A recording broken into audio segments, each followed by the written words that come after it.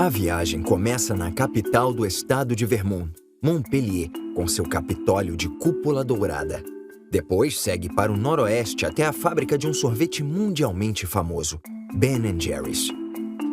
Na cidade de Middlebury, o destaque é a Middlebury College, uma universidade de artes liberais fundada em 1800. Perto da cidadezinha de Ripton, fica a fazenda do renomado poeta Robert Frost, que morava e escrevia no local durante o verão. Ao sul fica o vilarejo histórico de Plymouth Notch e a casa do presidente americano Calvin Coolidge, que nasceu aqui em 1872. A viagem termina em Brattleboro e na casa do renomado autor inglês Rudyard Kipling, que escreveu a famosa história infantil O Livro da Selva. Encoberta pela névoa matinal, no meio de um vale, está Montpelier. Esta é a capital de Vermont e é a capital estadual menos populosa do país, com apenas 8.000 habitantes. Na verdade, Vermont é o segundo estado menos populoso, atrás apenas de Wyoming, com pouco mais de 600.000 habitantes. Isso é menos do que a população de Boston, localizada ao sul, em Massachusetts. Montpelier foi fundada em 1787 e recebeu o nome da cidade francesa em reconhecimento da ajuda dada pela França durante a Guerra de Independência. No entanto, a região era habitada por índios americanos havia mais de 1000 anos, mas sobraram poucos vestígios da existência deles. Vermont, que era uma república soberana independente, foi incorporado à União em 1791 como o 14º estado e foi o primeiro, depois das 13 colônias originais, a assinar a Declaração de Independência. A cidade é pequena, mas tem um patrimônio histórico rico, inclusive muitas casas elegantes do século XIX. Boa parte está tombada. O Capitólio Estadual também está tombado. Trata-se de um edifício de estilo neogrego e a terceira sede do governo no local. O Capitólio atual foi construído em 1859 e inspirado num templo antigo de Atenas. A cúpula só foi dourada no início do século XX, como parte do estilo neocolonial. No topo, há uma estátua de Ceres, a deusa romana da agricultura. O granito usado na construção do Capitólio não precisou vir de longe. Na verdade, a pedreira fica apenas 14 quilômetros ao sul. Esta é a pedreira Rock of Ages, localizada na cidadezinha de Barrie. Ela tem o buraco artificial mais profundo do mundo, com quase 200 metros. Boa parte se encontra abaixo da água verde leitosa. Extrai-se granito daqui a séculos, mas a maioria das mineradoras acabou fracassando. Porém, com a chegada da ferrovia em 1875, o granito podia ser transportado por todo o país e até para o exterior. O escocês George B. Milne começou a trabalhar como aprendiz de cortador de granito e acabou comprando esta pedreira em 1889 e a batizou de Rock of Ages. Ele a transformou num negócio altamente lucrativo. No início, centenas de homens trabalhavam nesta paisagem espetacular. Agora bastam 7 para executar o mesmo trabalho por causa do impressionante maquinário moderno. Perto dali fica o cemitério Hope, a última morada de muitos dos funcionários da pedreira. Em 1895, artesãos habilidosos do mundo todo, especialmente da Itália, tinham ido para Barrie para participar da próspera indústria do granito. O granito foi muito usado em todo o país na construção de túmulos. Estima-se que 1/3 de todos os memoriais dos Estados Unidos tenha saído da pedreira Rock of Ages. A viagem segue para o Nordeste ao longo da Interestadual 89, conhecida como Rodovia dos Veteranos do Vietnã. No outono, as abóboras são vendidas em barracas. A tradição de tirar o miolo da abóbora e transformá-la em jack-o'-lantern provavelmente surgiu na Irlanda e virou moda nos Estados Unidos nos anos 1830. Segundo uma das muitas histórias sobre Jack, ele convenceu o diabo a subir numa macieira. Quando ele estava lá em cima, Jack entalhou uma cruz na casca da árvore para o diabo não poder descer. No fim do século XIX, 37% do estado eram arborizados e muitas áreas foram desmatadas para a criação de ovelha. Com o declínio da agricultura ao longo das décadas, o território foi reflorestado, pois a indústria madeireira passou a ser mais lucrativa. Agora, Vermont tem cerca de 78% de área florestada, contribuindo com pouco menos de 10% da indústria manufatureira do estado. Com cidades e vilarejos em lugares remotos, para levar energia elétrica para casas e empresas, é preciso haver quilômetros de torres de transmissão atravessando as florestas.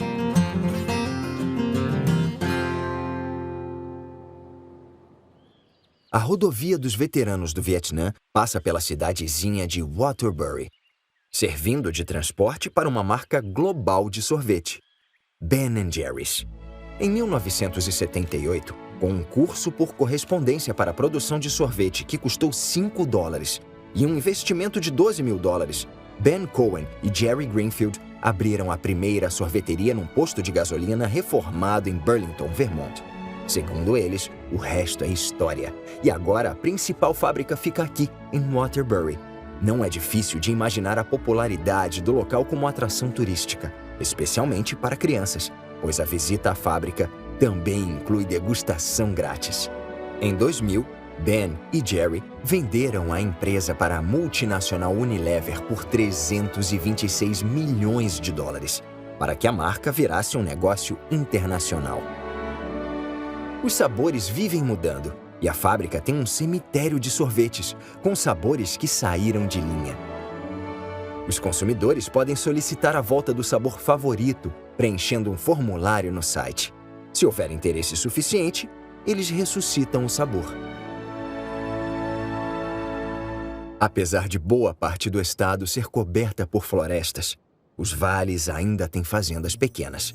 Muitas estão na mesma família há gerações.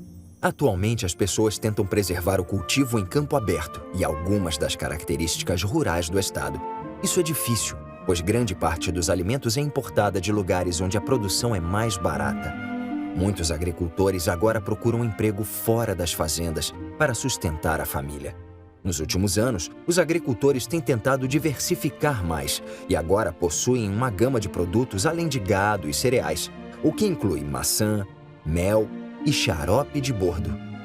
Também houve um crescimento na produção orgânica e desde a formação de uma associação em 1971 para promover essa indústria, agora existem cerca de 600 fazendas com certificação de produção orgânica.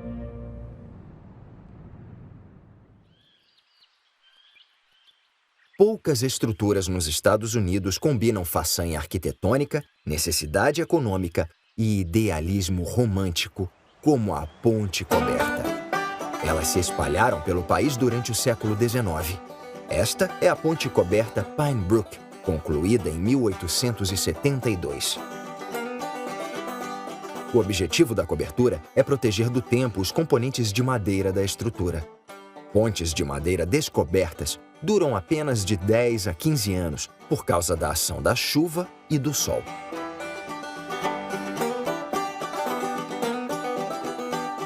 Vermont tem 104 pontes cobertas das 1.500 existentes em todo o país.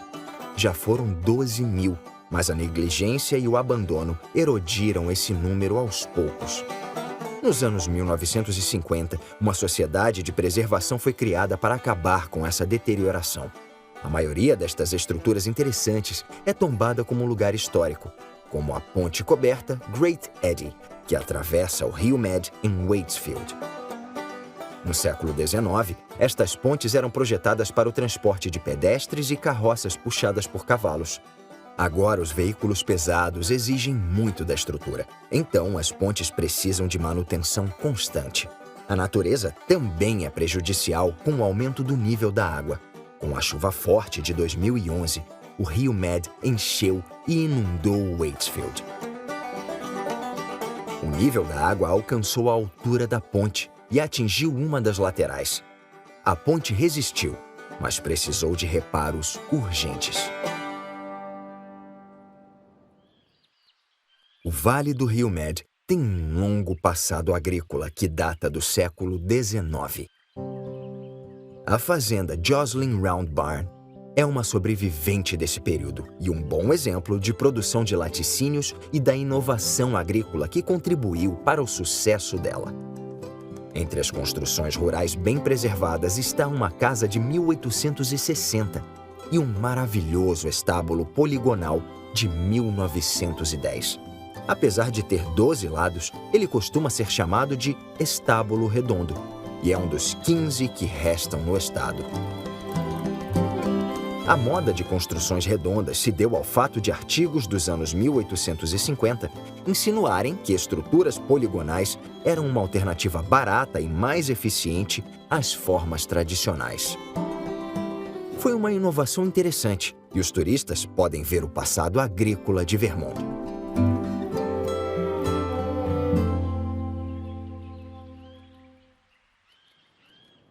No outono, Vermont se transforma numa paleta de cores, pois as folhas começam a morrer. Os americanos têm a fama de dizer que tudo nos Estados Unidos é maior e melhor.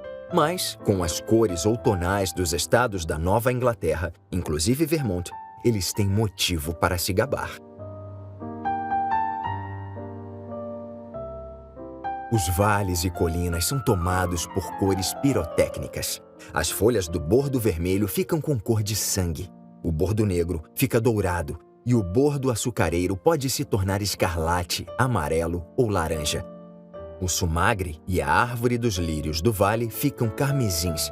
A cornus florida ganha tons de roxo e as bétulas de dourado. As castanheiras brilham com a tonalidade bronze. A intensidade da cor depende da combinação do solo, da altitude e do clima. Este evento anual tem um jargão próprio. Milhares de turistas ou observadores de folhas vêm para ver a cor. Existem sites específicos que avisam quando o espetáculo começa e, obviamente, é gratuito.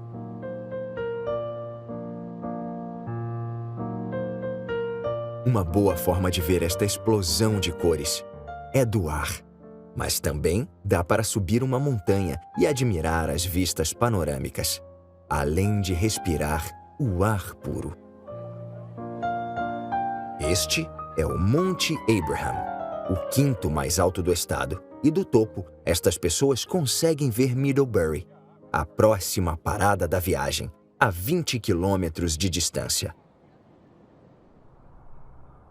Com o fim da Guerra Franco-Indígena, em 1763, os primeiros colonos chegaram e fundaram Middlebury. Mas a cidade quase ficou totalmente destruída ao ser atacada pelos britânicos durante a Guerra de Independência. Boa parte dela foi incendiada. A cidade resistiu e prosperou, e em 1800 a Middlebury College foi fundada por congregacionalistas cristãos. Foi a primeira universidade de Vermont. É uma universidade particular de artes liberais, com 2.500 alunos de todos os estados americanos e 74 países. Também foi a primeira instituição americana a ter concedido o grau de bacharel a um negro americano em 1823. Em 1883, foi uma das primeiras universidades a aceitar mulheres e a se tornar uma instituição de ensino totalmente mista. Como na maioria das universidades americanas, o esporte é muito importante na vida estudantil. Como é particular, estudar em Middlebury custa pouco mais de $60 mil por ano, mas cerca de 40% dos alunos recebem algum tipo de auxílio financeiro por meio de bolsas. A universidade também fundou um campus na montanha de 800 hectares, chamado Escola de Inglês Bradloff para pós-graduandos, em 1920. Um dos primeiros apoiadores foi o poeta Robert Frost, que comprou uma fazenda nas redondezas para escrever e lecionar no campus. Agora a casa dele pertence à universidade e está aberta ao público. Ele é muito admirado por suas descrições realistas da vida rural e por dominar a linguagem coloquial americana.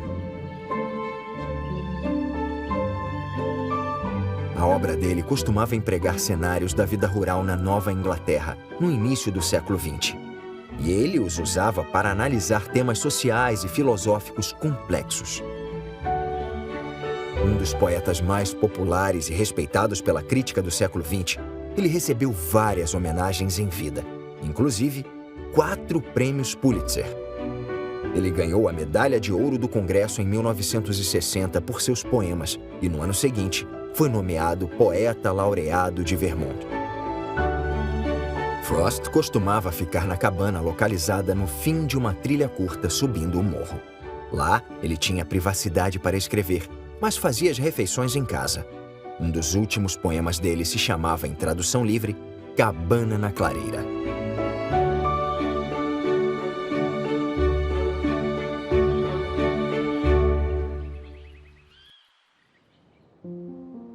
Na época em que se viajava a cavalo, carroça ou a pé, apenas distâncias curtas eram percorridas em um dia, em comparação às centenas de quilômetros percorridas de carro.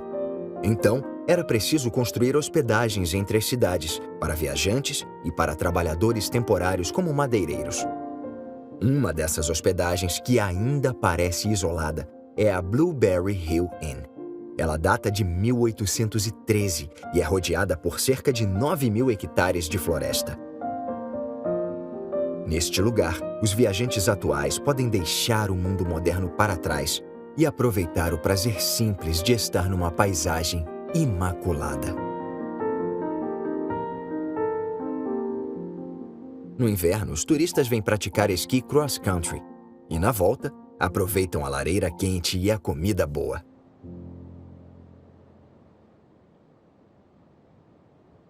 "50 quilômetros para o sul fica a cidade histórica de Woodstock, que para alguns é a cidadezinha mais bonita dos Estados Unidos. Os primeiros colonos chegaram em 1768 e batizaram o lugar em homenagem a Woodstock, em Oxfordshire, na Inglaterra.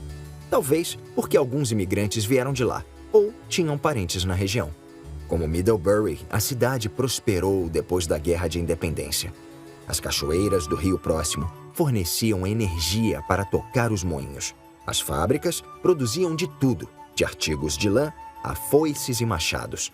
A ferrovia, inaugurada em 1875, além de transportar carga, trazia turistas.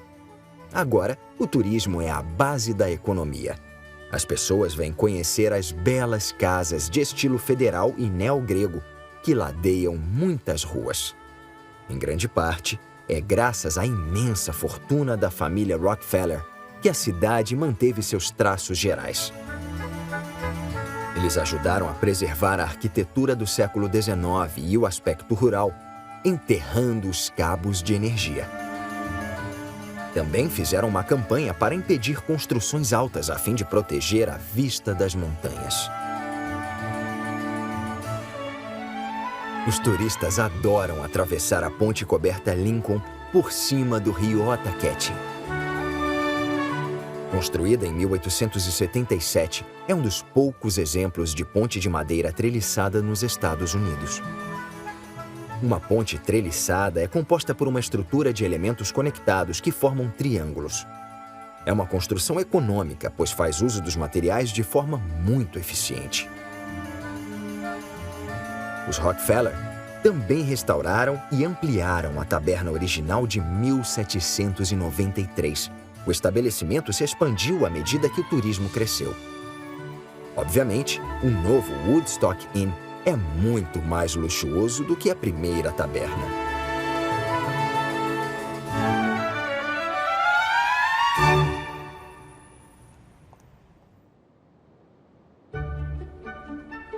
Nos anos 1960, este vilarejo chamado Plymouth Notch foi transformado em parque estadual, acompanhado de mais 1.000 hectares de florestas e fazendas nas Montanhas Verdes.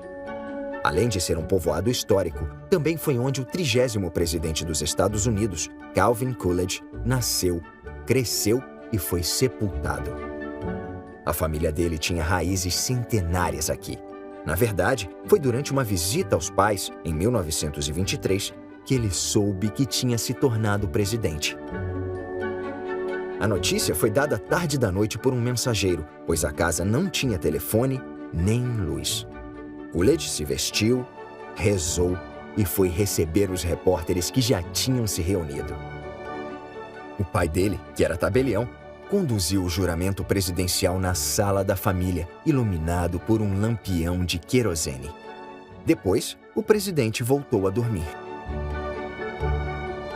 Ele foi para Washington no dia seguinte e fez outro juramento para impedir que questionassem a autoridade do pai dele de conduzir o juramento presidencial. Plymouth Notch atrai muitos turistas. Tem 12 casas históricas abertas ao público. Agora é um marco histórico nacional.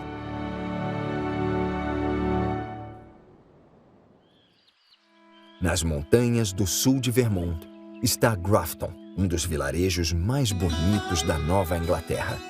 Muitas das belas construções históricas foram restauradas pelos moradores. Então, agora o lugar está com a aparência de muitas décadas atrás. A cidade foi fundada como Tomlinson, mas o direito de renomeação foi leiloado em 1791. Quem fez o melhor lance, supostamente de $5 e um jarro de rum, alterou o nome para Grafton em homenagem à cidade natal dele, em Massachusetts. Possivelmente porque comemorou além da conta, ele nunca pagou o lance. A produção de queijo é uma tradição antiga em Vermont. A queijaria sem fins lucrativos Grafton Village Cheese Company foi fundada em 1892 por produtores de leite que queriam transformar o excedente em queijo. Na época em que não existia refrigeração e que o leite fresco era abundante, o queijo era um alimento que podia ser armazenado por muito mais tempo. Atrás da queijaria fica a ponte coberta Kidder, a última de Grafton. Ela foi construída em 1870 e atravessa o rio Sextons. Esta mansão rural se chama Hilding e foi construída em 1905 por Robert Todd Lincoln e sua esposa Mary. Ele era o filho mais velho do presidente Abraham Lincoln e o único que chegou à vida adulta. A casa foi construída no estilo neocolonial num promontório de 100 metros perto da cidade de Manchester. Hilding permaneceu ocupada por descendentes da família Lincoln até 1975, quando o penúltimo morreu aqui. Em 1978, criou-se uma organização sem fins lucrativos, a Amigos da Hilding, para comprar a propriedade e restaurar a casa, as construções externas e os jardins. Agora, existem programas para escolas, visitas da casa, mostras e trilhas na floresta do entorno. O destino final da viagem é a cidade de Brattleboro, localizada no rio Connecticut e na divisa com New Hampshire. Mas o grande atrativo é a casa que fica nos arredores da cidade, na floresta ao norte, e que foi o lar do famoso autor inglês Rudyard Kipling. Foi aqui que ele escreveu O Livro da Selva e elaborou a coletânea Histórias Assim. A casa foi construída nos anos 1890 e batizada de Nolaka, em homenagem ao pavilhão de Nolaka, localizado no Forte de Lahore, no Paquistão. Kipling descreveu a casa e sua construção na autobiografia dele. No verão de 1893, chegaram de Quebec Jean Pigeon e mais 9 habitantes, e eles construíram um galpão de madeira para se acomodarem no que pareceram 20 minutos. Depois, se puseram a construir nossa casa, que batizamos de Nolaka. Ela media 27 metros de comprimento e 9 de largura, e tinha um alicerce alto de pedra com argamassa, proporcionando um porão arejado e à prova de cangambás. O resto era de placas de madeira, o telhado e as paredes com telhas partidas à mão e de tom esverdeado. Era uma casa digna de um escritor muito querido, e o lugar perfeito para encerrar esta jornada.